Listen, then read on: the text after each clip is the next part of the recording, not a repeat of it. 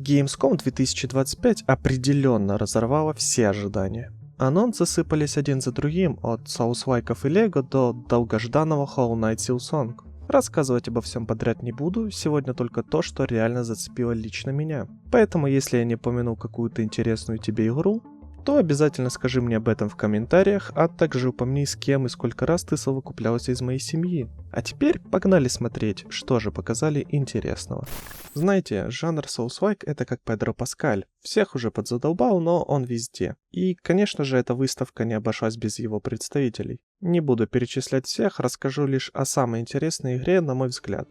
Разработчики One More Level, те самые, что сделали Ghost Runner, анонсировали свою новую игру Veil Mortis. На этот раз они решили уйти от киберпанка и сделать ставку на альтернативную Европу 19 века, охваченную таинственной чумой. Играть предстоит за восставшего из мертвых солдат армии Наполеона по имени Уильям. Он получает сверхъестественные способности прямо после гибели на поле боя. И теперь ему предстоит разбираться с монстрами, распутать заговор и, конечно же, надавать по щам Вечной Гвардии. Это такие некие бывшие наполеоновские солдаты. Геймплей здесь ведется от первого лица с упором на парирование, рывки и динамичный ближний бой.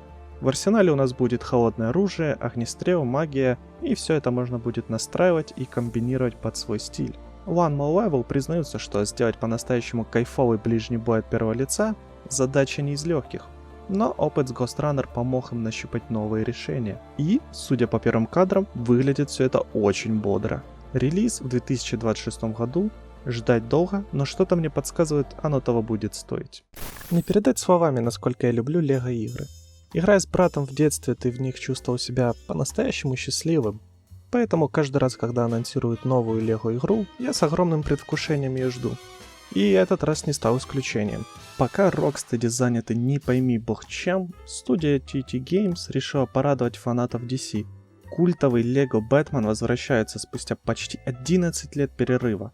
Нас ждет полностью открытый мир с культовыми локациями вроде башни Уэйнов, лечебницы Аркхам, химического завода Ace Chemicals и прочих. Помимо самого Бэтмена можно будет играть за Джима Гордона, Найтвинга, Бэтгерл, Женщину-кошку, Талию Аль Гул и еще одного неизвестного персонажа. Каждый герой обладает уникальными способностями и стилем игры, то есть всего 7 играбельных персонажей, что в принципе непривычно для Лего игр. С боевкой долго заморачиваться не стали и просто взяли ее из Бэтмен Архам и запихнули в Лего. По-моему, выглядит очень круто. Все те же знакомые приемы, контратаки, стелс-удары, замедление времени и использование гаджетов.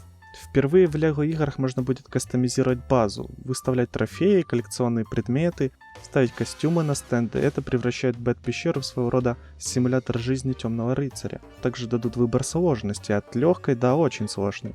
Так что любители соус-лайков и боли в заднице, ваш выход. В целом, отличный повод ждать игру как для фанатов Лего, так и для всех, кто обожает Бэтмена. Лично я в предвкушении. Ждем в 2026. Свершилось. Hollow Knight Silksong выходит 4 сентября. Да-да, без шуток, снимаем маски клоунов и смываем макияж. 7 лет ожидания, мемов про Тим Черри и молчаливый Хорнет закончились. Сюжет, атмосфера, музыка, боссы, подземелья. Все то, ради чего мы когда-то залипли в оригинал, возвращается. Только теперь быстрее, выше и больнее. На этот раз нам предстоит играть за Хорнет, принцессу-защитницу. Она не рыцарь из первой части, а быстрее, агрессивнее и пластичней. Паркур, контратаки, парирование, серия рывков. Бой стал ближе к файтингу, чем к платформеру. Новое оружие, способности и масштабный набор боссов, каждый из которых не просто мешок с хп, а уникальное испытание, по словам разработчиков. Так почему так долго ждали? Да потому что могли. Успех первой части позволил авторам работать без спешки и финансового давления. И изначально игра планировалась как DLC, но впоследствии выросла в полноценную часть. Первая часть игры уже поставила новый рекорд по онлайну. Так что очевидно, что хайп вокруг игры колоссальный. Уверен, что вокруг второй части ажиотаж тоже будет бешеный, так что скоро сможем заценить. Представьте, любимый реалистичный шутер про Вторую мировую вдруг становится джунглевым кошмаром Вьетнама. Team 17 и Expression Games наконец-то сделали это. Анонсировано Hell Let Loose Vietnam, и это не просто DLC, а полноценная игра. К сожалению, на Unreal Engine 5, но все же, игра уже пахнет порохом, потом и запахом напалма по утрам. Забудьте о старых песчаных траншеях. Теперь у нас баталии в джунглях, ущельях и на реках с густой растительностью и туманом. Нас ждут вертолеты, патрульные катера и система туннелей. На выбор будет доступно 19 профессий и 6 типов юнитов. Разработчики обещают все такой же жесткий Military Sim, солдаты умирают с одного попадания в туловище, танки медлительные, а выжить можно только благодаря команде и грамотно поставленной стратегии. Выход в 2026 году на ПК и консоли. Не поверите, но в этот раз нам родили еще одну ожидаемую игру. Vampire the Masquerade Bloodlines 2 получила дату выхода.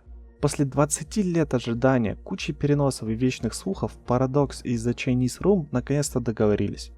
21 октября, день, когда сердце Сиэтла снова начнет пульсировать во тьме. И этот анонс прозвучал на Gamescom чуть ли не громче всех.